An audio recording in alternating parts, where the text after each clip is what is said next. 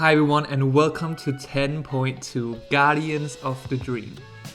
It's the first week of a patch day, and that of course means that there's not really much to do.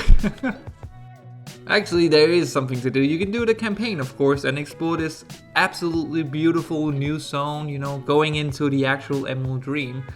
And in this video, I kind of want to highlight, what I've been doing for the first couple of days, and just a little bit about my first impressions of the patch.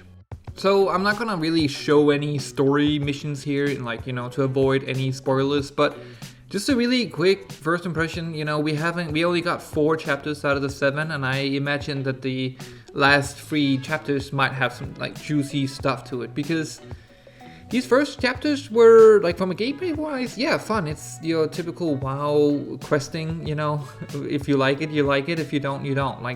This expansion doesn't really, this patch, doesn't really bring anything new.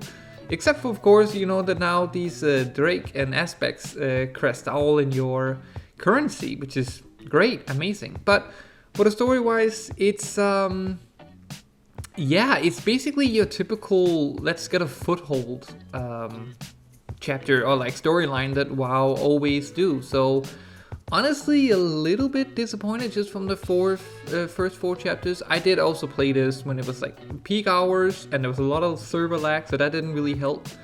The side quests here are actually really good, actually, in my opinion. I think they explore the zone a little bit more and go into depth with these more interesting creatures, like the different lures and animal gods and those spirit animals and stuff like that. Really great. And then, yeah, I mean, the zone is just absolutely beautiful. What a change from going from the caverns to the Emerald Dream, right? And something like the Emerald Dream is always going to be very difficult for Blizzard to actually portray, because everyone has a clear picture in their own mind of the Emerald Dream and what that means. And for most people, Emerald Dream cannot be green enough. But I think Blizzard honestly did a really, really cool job here. It does actually remind me a lot more of Ardenweald than it does the Valshara in Legion. The very also druidry. And I think it's because of the twisted trees, and I also think they're using some of the assets again, but honestly, it really is fitting. You feel like this is not just a big forest or something. It feels like, a magical place to be, which I think works excellent. Now, I did only do the public event once because, as I mentioned before, the servers were extremely laggy and just had really awful FPS throughout the first day here. So my opinion or my experience wasn't the greatest, but I don't feel like it's the public event's fault, more the servers. So I'm gonna go back on that later on when I'm have done this zone a little bit more, talk a little bit about how I liked it. But the first impression is that this is a fun, beautiful zone. It's very refreshing to have all these bright colors, and yeah, I really can't wait to see what else this patch has to offer.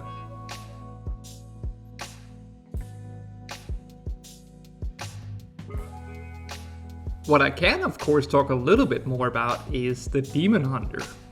So in case you didn't watch my last video, I basically just, came to the conclusion that I'm going to main Demon Hunter for this season, for this patch. Because not only are they getting a rework that really, targets my biggest complaint with Demon Hunter before, which were their talent, and sometimes how talent tree and how wonky it sometimes were. But then it's also just, how much giving them even more utility, making them better at what they were already good at and what actually made them really, really fun to play as. They only got, better with that. So basically what changed with the Demon Hunter was their talent tree, as I mentioned. And what the talent tree actually offers them is not only a new build with the sigils that is going to tie really, really well into the tier set. You can also have, basically just more survivability throughout the tree. And then third, you have just more options. Before the rework, the Demon Hunter basically had just very, very strict options. And yeah, here you have a lot more choice. You can go through different things and you're a little bit sort out what you enjoy or what you want to bring out the Demon Hunter. And oh man, did the Demon Hunter get a lot of survivability through this talent tree. And not just, and this is what I think is really interesting, because its survivability is not just through straight up buffs or oh, now you take 10% less damage, even though those talents are in the talent tree. But actually most of like their survivability just comes from their new utility. Oh well, not actually new utility, but just more of their utility.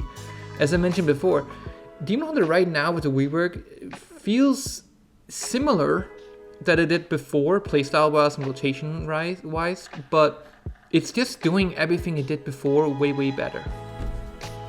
Yeah, because like the Demon Hunter keeps everything before. It's like you still have extremely great parries, and you still have like above average, you know, lifesteal and like leech, and you still have like, you know, I would argue like relatively good cooldowns, especially now that we are keeping the Fury branding spreading.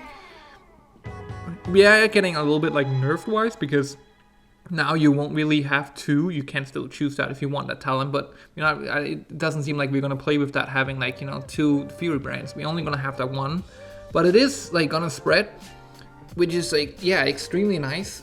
But as of like right now, you can definitely feel like something is missing from the Demon Hunter, which is of course you know, the talent, the tier set, sorry.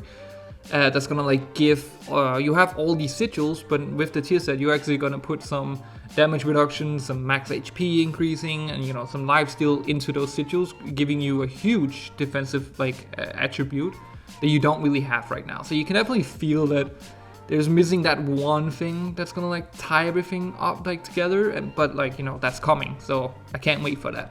And then I am like really enjoying the Demon Hunter because it is a tank that is extremely good right now, but it doesn't really feel like it's like autopilot, right? The fact with like the Demon Hunter is that you, the more than any other tank, really has to pay attention to your cooldowns. You really have to plan out when you have cooldowns, because yeah, like compared to other tanks, Demon Hunter won't always just have something up. So you need to really make sure that, you know, you're using your cooldowns at the right time and you have them up for when you need them. And that's true again with like this like Demon Hunter, right? Like in this season, that, you know, you really have to plan out and be like good about your cooldowns, or else, you know, you'll die.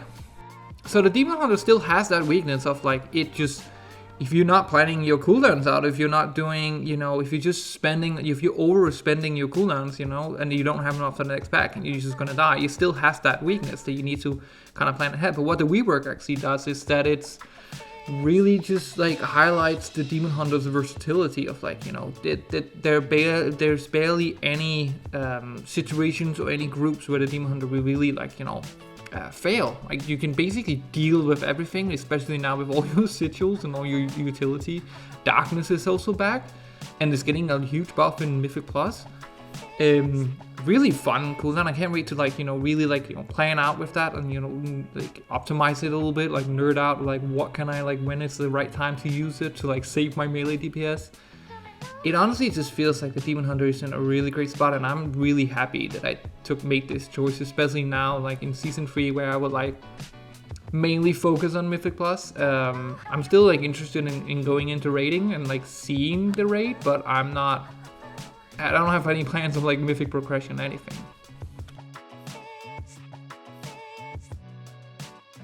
So yeah, that's basically it for like from me. I just really wanted to like drop this quick video telling you all that 10.2 is here, and you know, just talk a little bit about like what I've been doing, which is not a lot because there isn't really that much to do right now. But yeah, I hope you guys are having like enjoying the patch, and like, you know, let me know in the comments what you think of it. Okay, see you in the next video, guys.